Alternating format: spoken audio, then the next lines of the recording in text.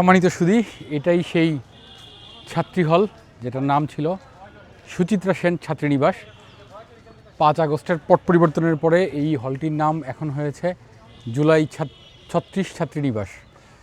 আমি জানি না সুচিত্রা সেন কবে আওয়ামী লীগ করতেন, তিনি কবে আওয়ামী লীগের দূষর ছিলেন, কেন এই নামটি পরিবর্তন করা হয়েছে, সংশ্লিষ্ট লোকজনই ভালো উত্তর দিতে পারবেন। এই উত্তর আমার কাছে নাই। 2024 সালের জুলাই আন্দোলনের সাথে মহানায়িকা সুচিত্রা সেন কী বৈপরীত্যে অবস্থান করে তা আমার জানা নাই। আপনাদের জানা থাকলে কমেন্ট বক্সে তা জানাতে পারেন।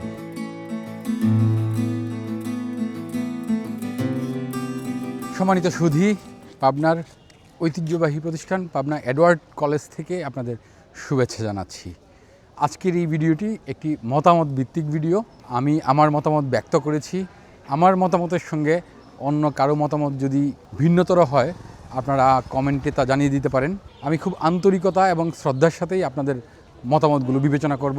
আমার মতের চেয়ে আপনার মত যদি ভালো হয় আমি তা গ্রহণ করতে এতটুকু দ্বিধা করব না। পাবনার এডওয়ার্ড কলেজে একটি ছাত্রী হল ছিল যেটির নাম ছিল সুচিত্রা সেন ছাত্রী হল। সেটির নাম পরিবর্তন করা হয়েছে 5 আগস্টের পরে।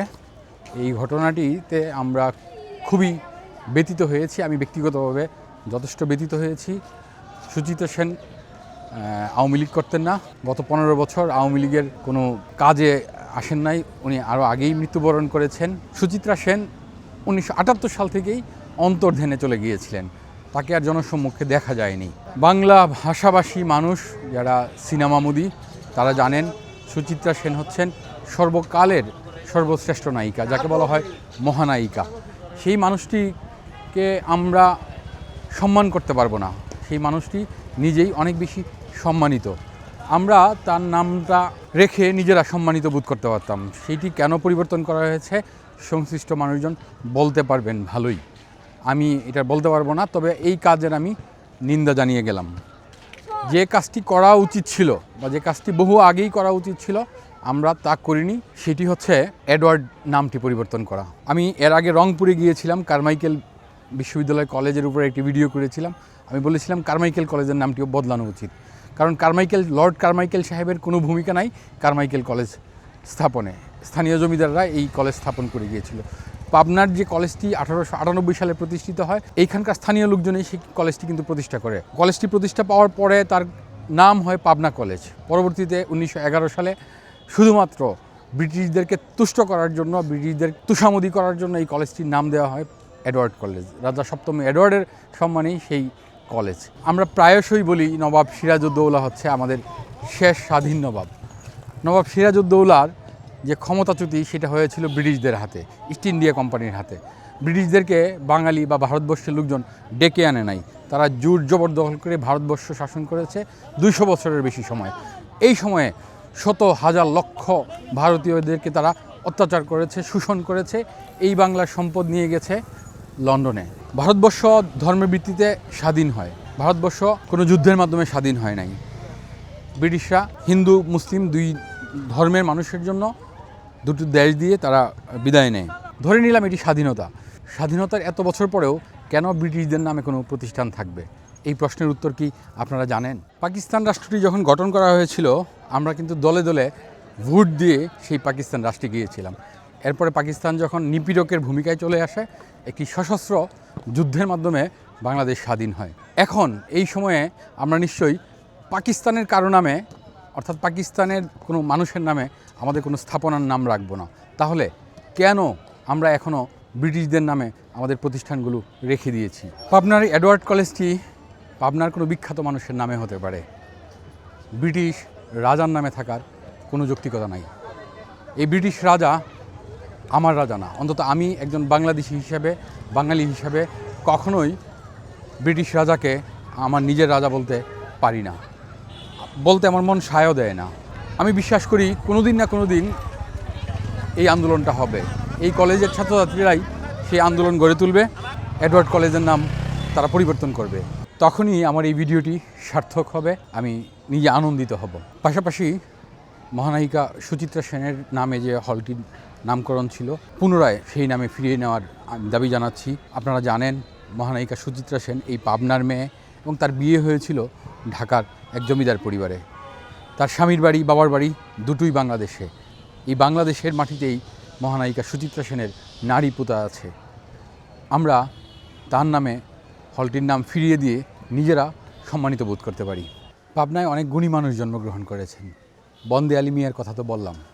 যে নামটি কেউ জানে না সেটা হচ্ছে মোহিত মৈত্র। মোহিত মৈত্র ভারতবর্ষকে ব্রিটিশদের হাত থেকে স্বাধীন করার জন্য বিপ্লবী দলে যোগ দিয়েছিলেন। 1930 সালে একটি অস্ত্রসহ তিনি গ্রেফতার হন। গ্রেফতার হলে তাকে 5 বছরের সাজা দেওয়া হয়। প্রথম 1 বছর আলিপুর জেলে সেই সাজা খাটার পরে তাকে নিয়ে যাওয়া হয় আন্দামানে। আন্দামানে গিয়ে তিনি বন্দীদের একটি অনশনের মুখে পড়েন। টানা 12 দিন অনশন করার পর 13 দিনের মাথায় জেল কর্তৃপক্ষ তাকে জোরপূর্বক ফিডিং করানোর কারণে নাক দিয়ে দুধ প্রবেশ করায়। সেই দুধ ফুসফুসে যায়। ফুসফুসে যাওয়ার পরে তিনি নিউমোনিয়াতে আক্রান্ত হন। টানা 6 দিন মৃত্যুর সাথে পাঞ্জা লড়ে তিনি মারা যান। মারা যাওয়ার পরে সেই খবরটিও তার অন্যান্য বন্দীদেরকে দেওয়া হয় না, তার কোনো অন্ত্যেষ্টিক্রিয়াও করা হয় না। তার লাশের সঙ্গে পাথর বেঁধে আন্দামানের কালো জলে হাঙরের মুখে ছেড়ে দেওয়া হয়। আন্দামান জেলে মোহিত মৈত্রের বন্ধু ছিল আজিজুল, তিনিও একজন বিপ্লবী ছিলেন। যখন মোহিত মৈত্রকে হাসপাতালে ভর্তি করা হয়, তার নিউমোনিয়া আক্রান্ত হয়, তখন তিনি আজিজুলের নাম জপতেন। 6 দিন মৃত্যুর সাথে পাঞ্জা লড়ে তিনি মারা যান। এই মোহিত মৈত্রর নামে পাবনায় কিছু নাই। এমনকি পাবনার বেশিরভাগ মানুষজন মোহিত মৈত্রের নাম জানে না। আমি পাবনার বেড়া উপজেলার ভারেঙ্গা গ্রামে, যেখানে মোহিত মৈত্র জন্মগ্রহণ করেছিলেন, ওখানে গিয়েছিলাম। ওইখানে শত শত মানুষের সঙ্গে কথা বলেছি। মোহিত মৈত্রের নাম তারা কেউ জানে না। বাঙালি যদি নিজের রত্ন না চিনে অন্য দেশের রাজাকে নিজের রাজা ভাবে, তাহলে কোনোদিনই উন্নত হইতে পারবে না আমাদের এই জাতি। আমাদের রত্নকে আমাদের চিনে নিতে হবে। মোহিত মৈত্ররা কোনো সাম্প্রদায়িক দেশভাগের কথা বলেন নাই। মোহিত মৈত্ররা ভারতবর্ষ স্বাধীন করতে চেয়েছিলেন। ব্রিটিশ বেনিয়াদের হাত থেকে ভারতবর্ষকে স্বাধীনতার জন্যই মোহিত মৈত্রের মতো অসংখ্য মানুষ প্রাণ দিয়েছেন।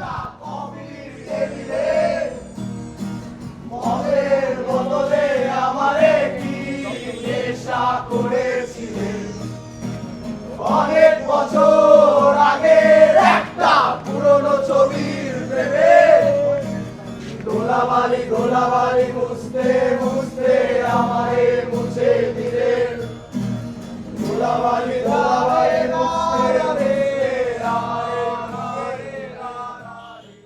এই এডওয়ার্ড কলেজের ছাত্ররা যদি মনে করে যে মোহিত মৈত্র, বন্দে আলী মিয়াদের নামে হল করা উচিত বা তাদের স্মৃতি আমাদের ধরে রাখা উচিত, সেটা তারা করতে পারেন। সম্মানিত সুধী, আমার মতামতের সঙ্গে আপনারা কী মত পোষণ করছেন তা কমেন্টে জানিয়ে দিতে পারেন। আজকের এই ভিডিওটি যারা দেখেছেন সবার প্রতি অশেষ কৃতজ্ঞতা। ভালো থাকবেন, সুস্থ থাকবেন।